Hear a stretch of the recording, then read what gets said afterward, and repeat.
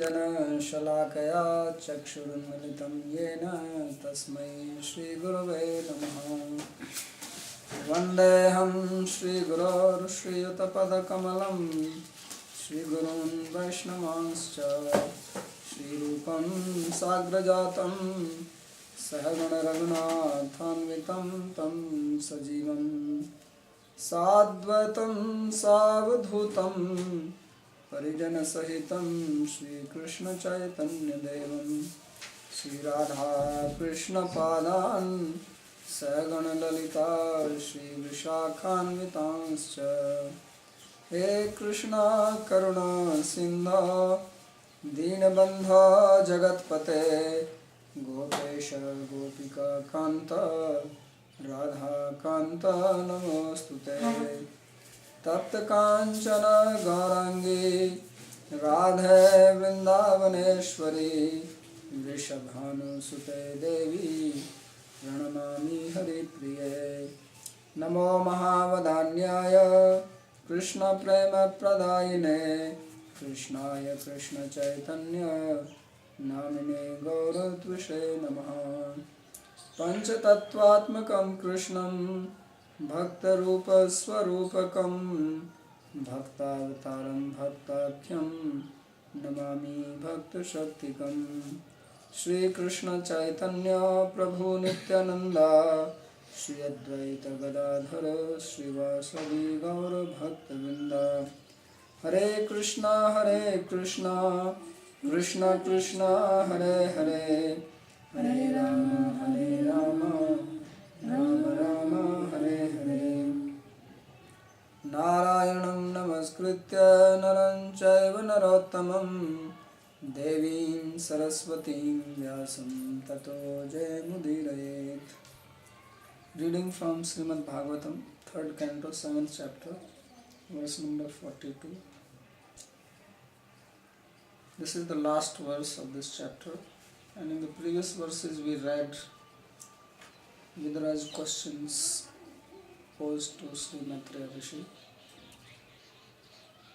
and in the concluding parts he spoke about the importance of hearing from a teacher, and he specifically stressed that it is not possible to get knowledge and then what to speak of devotion without the grace of a guru.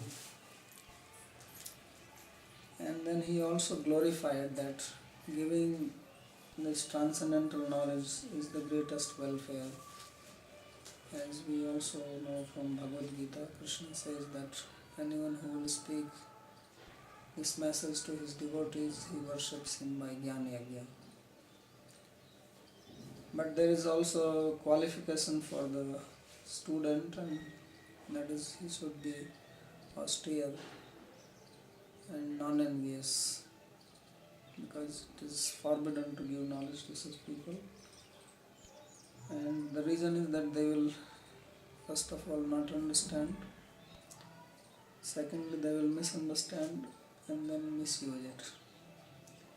And that's why such questions come, that from where this concept came, that knowledge is inherent in the soul. So these type of misunderstanding, they float when people do not hear from the proper source, or unqualified people hear even from the proper source. So this adhikar is very important. Everything is not for everybody. There has to be proper qualification. Although now in the modern times there is very common feeling that we are all equal and everybody has same right. The law is equal. Therefore if you see this, they always make this picture of whatever justice personified, a lady with the eyes tied with a black strip of cloth. Means no discrimination. Everybody is same, the law is equal to all. But in the Vedic culture it was never like that. There were different punishment for different people for the same crime. Brahmana is not given the same punishment as a Shudra or Kshatriya or Vaishya, because different people have different caliber, different nature, different characteristics and mindset,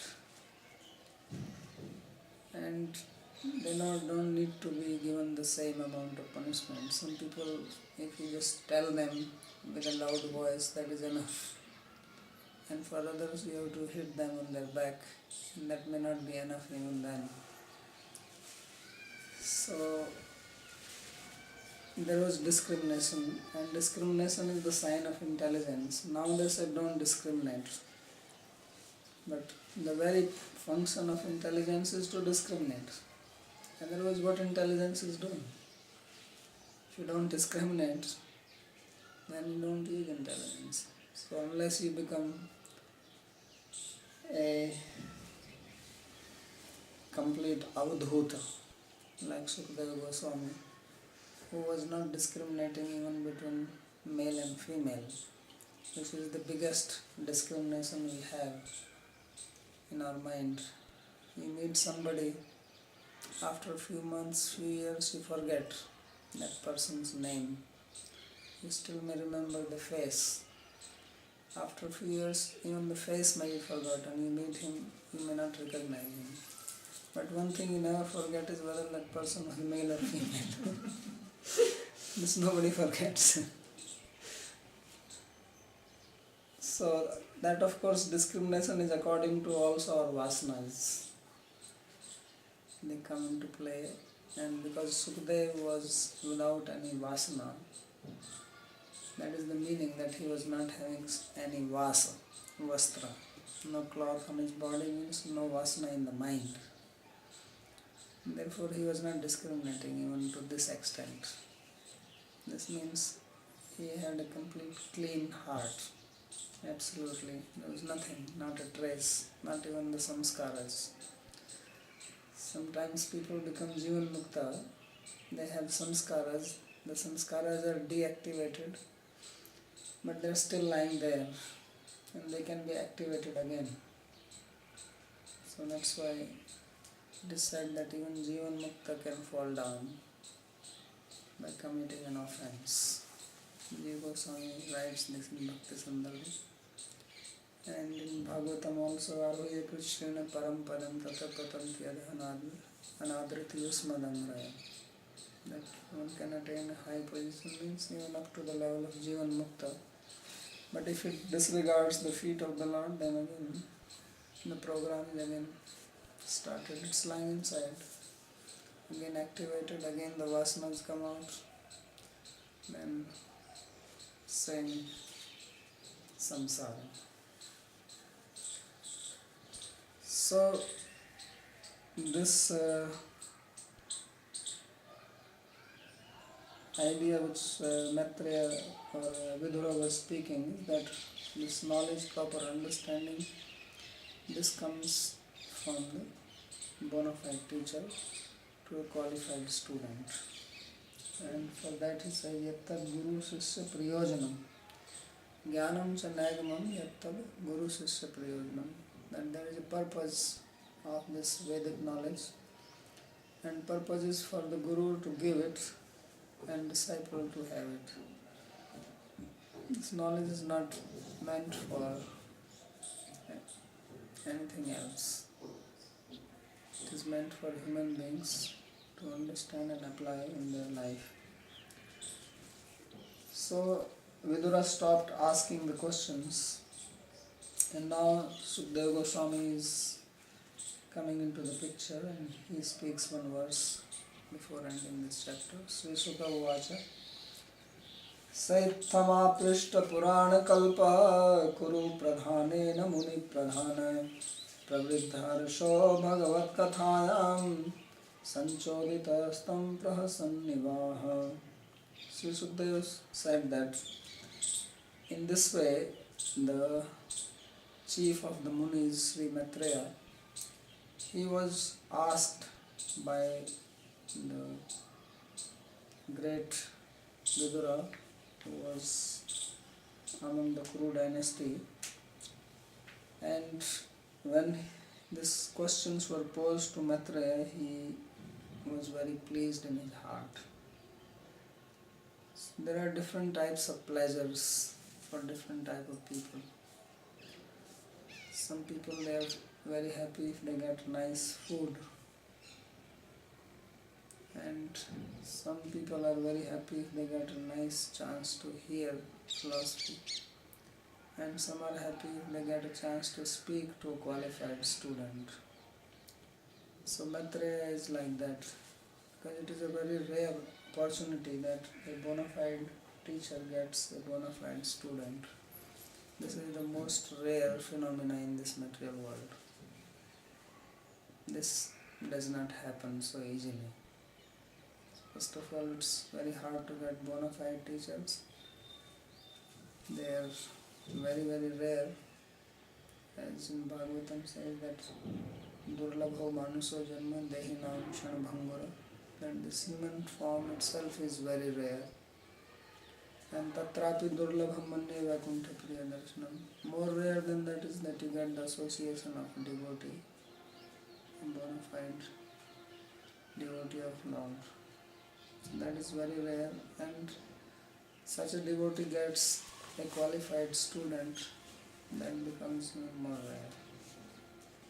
So therefore it is an occasion of great pleasure when such a union occurs. And that's why Maitreya was very happy, and he was doubly pleased because he was questioned about Bhagavad Katha. Sometimes, or most of the time, people come to teachers, gurus, they ask about their family problems. And there is nobody in this world who does not have a problem. And in India there were no consultants. In the West they have consultants. Right? You can go to a therapist. You have a problem, then you go to therapist. You book your time for 1 hour, go and throw out your mind. In India there were no therapists, there were only gurus. So the population will go to them, people will go to them and speak to them. It is described that Sanatana Goswami, when he came here and they were wandering in Braj, so he will stay in a village for some time, try to find out the history of the village and how it is related with some pastime of the Lord. Then when he will leave, the whole village will cry, because he will become so friendly with them and hear their problems. And he was a minister, so you know that he knew how to give practical solutions to the practical problems of day-to-day life. He was not just a sadhu who does not know anything about the material world. He was quite expert person. So they become so friendly, they used to become so friendly that they used to feel him just like part of their family. And they would start crying when he said that he has to leave now and go to another village. So that was in the olden times. But if you get actually a person who is asking, obviously these village people were not asking any philosophical question to Sanatana Goswami for sure. Because they did not know, they were not educated, illiterate people. They were talking about their cows and buffaloes. So now Maitreya Muni, he is sitting in the forest on the bank of Ganga in Haridwar, and he gets Vidura, who has asked so many wonderful questions. So he is very happy, Pravriddha Harsha. And Prahasaniva, he was smiling, and then he speaks. So Vidura is called here as Purana Kalpa. He is like a person who gives birth to Purana. Kalpa means to create, to manifest. Because he is an authority. He is a disciple of Parashar Muni, who was father of Vyasadeva. And Parashar is also Vyasa. Before this Vyasadeva was there, Parashara has also been Vyasa. He has written the Puranas. Because every Chaturvedi there is a Vyasa. So he knows the Puranas, and especially Vishnu Purana is spoken by Parashara to Maitreya. So Maitreya is a great devotee and a learned person in the Purana. He knows about the pastimes, he knows about the creation, because Purana is one which deals in creation, primary and secondary annihilation, about the planetary systems, dynasties, avatars. All these things are described in the Puranas, and Maitreya is very expert in that. Therefore he is called Purana Kalpa, that an authority on the Puranas. Aparishta Purana Kalpa. The word Purana is also very interesting. The word Purana means which is old and new. Pura means which happened in the past or old, and Nava refers to Nava. Purapi Nava iti Purana. Because the reality is both old and new. Reality is the oldest thing and it never changes, so it is always new.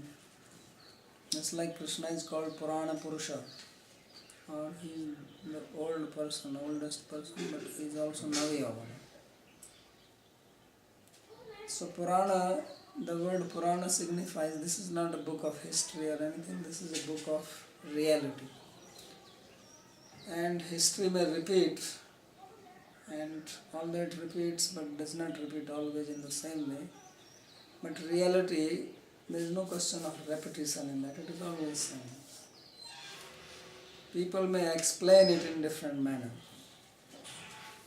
Everybody has got their own way of seeing things.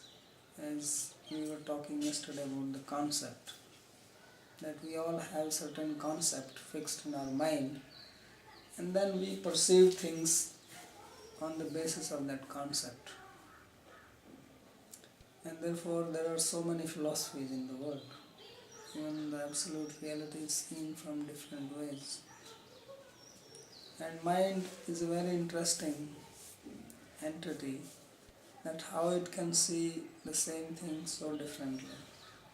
Once one man in a village who was considered as the intelligent man in the village, he was walking.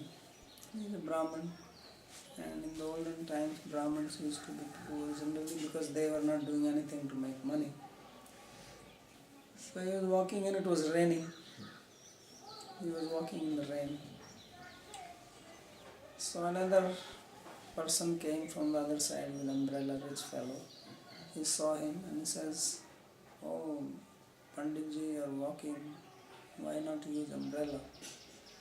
So this man had no umbrella, but he did not want to say that he has no umbrella, because that shows that I am so poor. And people always try to show off. They may live anyway in their house, when they go out they have to dress nicely. So he didn't want to say that I have no umbrella. He said, "What are you talking? This using umbrella is an insult to God. This rain is the grace of the Lord falling on our head. And you are so stupid that when this rain is coming, even without asking, as the grace of the Lord, that you are covering yourself. I am getting completely drenched in this grace of the Lord." So this man, because he knew that he is a learned person, so he did not argue. He said, "Yes, this makes sense, because all people always say God is up in the sky and the rain is coming from there, so it must be the grace of the Lord." So then he closed his umbrella and he walked, and he was not used to it. So he went home, and then after reaching home also he was standing in the rain thinking, "Let me get this grace." So at night he got fever. So next day he came to see this Brahman and he says, "What is this? You have fooled me." So he says, "What happened?" Says, "What happened? I was standing in the rain, I got completely drenched, I got cold and now I'm having fever." So this Brahman has told him that actually if you walk in the rain like this, then realization will come to you. Because this is the grace of the Lord. So this man therefore was saying that it is so stupid that I was standing in the rain and my family people were inside the house and they were saying, "Why are you standing in the rain?" And I did not listen to them. And now I realize what a fool I am. So this Brahmana said, "See, already the realization is coming to you." I told you that you will get realizations. Now you are realizing. And therefore don't stop, more realizations will come. So this is the human mind, that you can see the thing in a different manner. So we never know what is the other person's intention.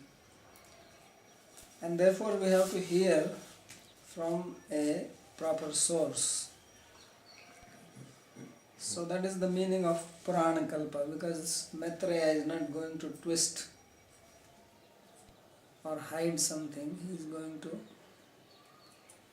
make the reality clear as it is.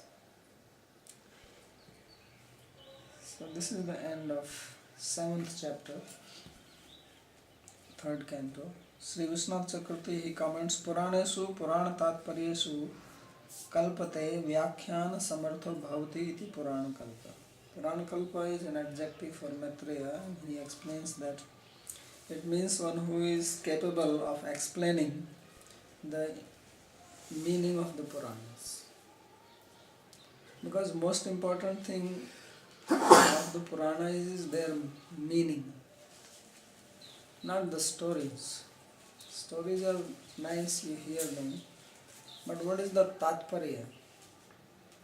Because the person who wrote it, he has an intention. Tatparya means intention. When a good author writes a book, then author has some intention. He has some concept, some idea, some knowledge which he or she wants to convey to the readers. It is not that you just sit down and then start writing. There is some set of ideas in the mind of the author which are expressed. Now how the author expresses them, that depends on her technique. So Puranas, they also have a meaning which is conveyed. How it is conveyed, that may be through creation, through the description of the stories of the kings, or about the different Prajapatis. But there is very important meaning which the author wants to convey. So therefore, Sukadeva Goswami in the 12th canto and towards the end, when he is about to come to the end of his talk to Parikshit Maharaj, he makes a very profound statement. He says that he has spoken all these stories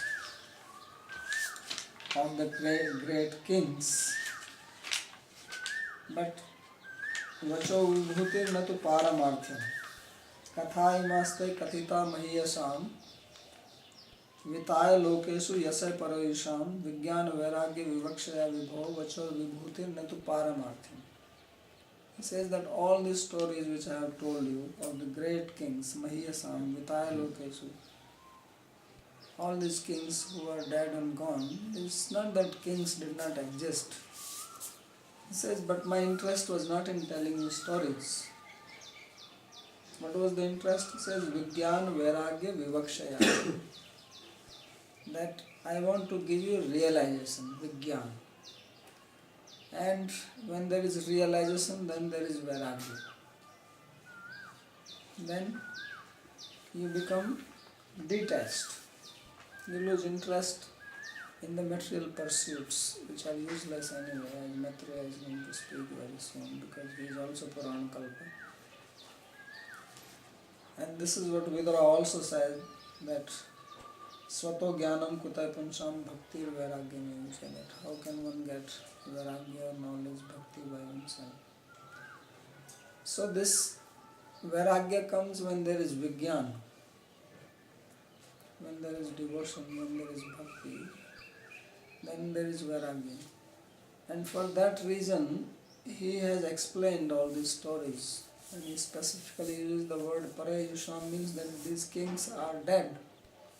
Because these were great kings who were ruling the planet. Such great, powerful kings. And they were thinking that I own this earth. But they are gone and earth is still here. And we have little property, we become proud of it. So we must understand this, that human life is not just to accumulate these material objects, but to accumulate devotion. That is the purpose. Jivasya tattva jigyasa nartha yasya hi karma. The purpose of life is tattva jigyasa, not to accumulate artha, wealth, material objects. Because that even if you accumulate, you really do not accumulate it, because it will be lost at the time of death. So what you can accumulate is Vigyan, this transcendental realization. That is the most valuable thing we can acquire in human life. Otherwise, Jnanena hina pasubhi samam. The animals, they are also surviving. There is such a big struggle. It's very interesting that human beings have to struggle just for survival. No other species struggles like this. Even the trees who don't even move. Not to speak of seeing, talking, walking. At least the birds can fly. Animals can walk. Trees standing in its own place. It's also survival. But human beings, they have to undergo such a big struggle just to survive. You have to spend 15, 16 years in the college, school, study, spend so much money. There's somebody did a survey that the parents in America, they have to spend like $250,000 by the time the son or daughter is, whatever, is 18-year-old. And after that also it's not guaranteed that they are qualified to survive by themselves. And they have to look for a job, and they can find they are fortunate. So this is just for human beings. But the real purpose for which we are born, that we do not care. And if we care for that, then God will make our life easier.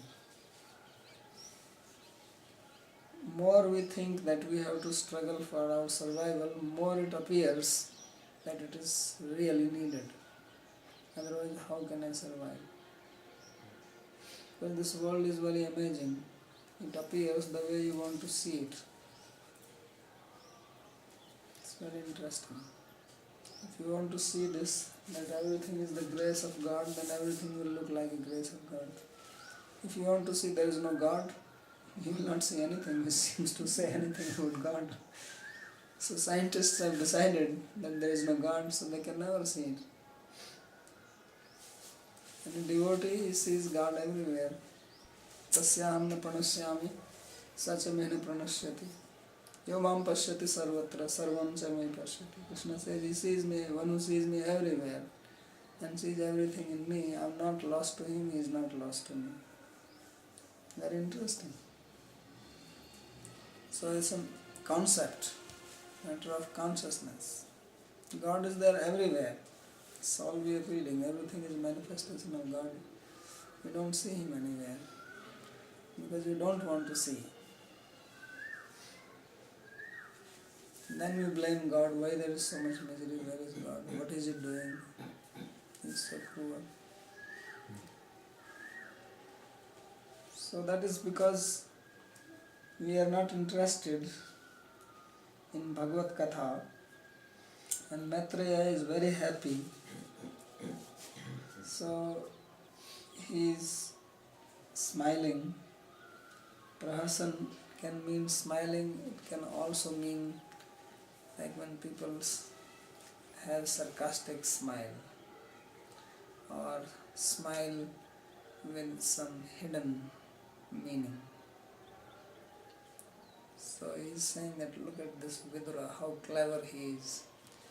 He knows all this and yet he is asking questions because Vidura is also son of Vyasa. Maitreya is friend of Vyasadeva and Vidura is son of Vyasadeva. And Vidura is a great learned person. He is not some ordinary person, very, very learned. Yet he wants to hear because this is the pleasure of the devotees.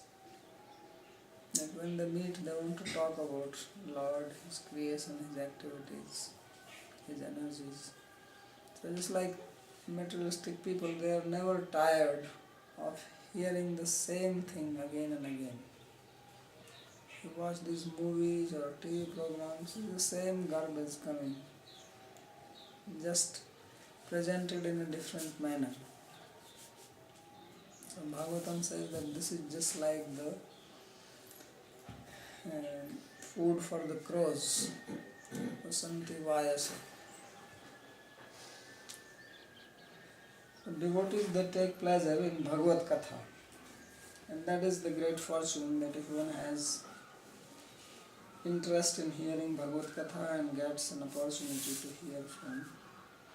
hear about the Lord. Aprishtascha sau Puran kalpascha iti sa. So Maitreya is called Aprishta, or one who was asked all these questions, and he is Puran kalpa. Prahasanniva iti vastutastu harsotha utta smita vishishta.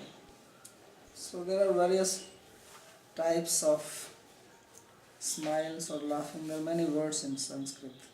There is upahas, prahas, vihas, and smita, utsmita, parismita. Depending on the mood, for what reason a person is smiling or laughing, the word is used. So he says that, because he says prahasan niva, he was not really laughing. Prahas actually means laughing, but as if laughing. So he says that he was not laughing, but he was smiling. Why he was smiling? Because he was very happy inside. Harsot. Very pleased. इति सारार्थ दर्शन्याम हर्षिण्याम भक्त चेतसाम तृतीय सप्तमो अध्याय संगतः सताम. This ends the commentary in the 7th chapter of 3rd canto, which is called Sararth Darshani, and which gives pleasure to the devotees of the Lord. So now we begin the 8th chapter. Athastmadhyaya Maitreya Uvacha. Maitreya said, Satsevaniyo vat purvansho yallokapalo bhagavat pradhana babhuvite hajita kirti malam pade pade nutanayasya bhikshnam.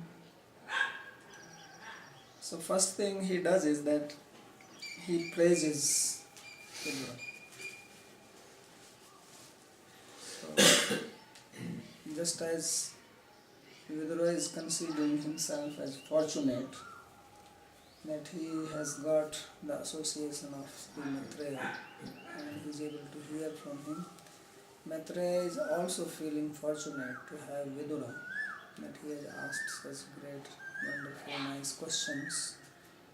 So for that reason he is thanking him, he is praising him that indeed Satsevaniyo Vat Puruvan. So he says that this Puru dynasty, this has become glorified because of you. Yal Lokapalo Bhagavat Pradhana. That you are a Lokpal because Vidura is one of the Lokpalas. There are 8 Lokpalas in charge of different planetary systems. Yamaraj is one of them. Yamaraj is in charge of southwest direction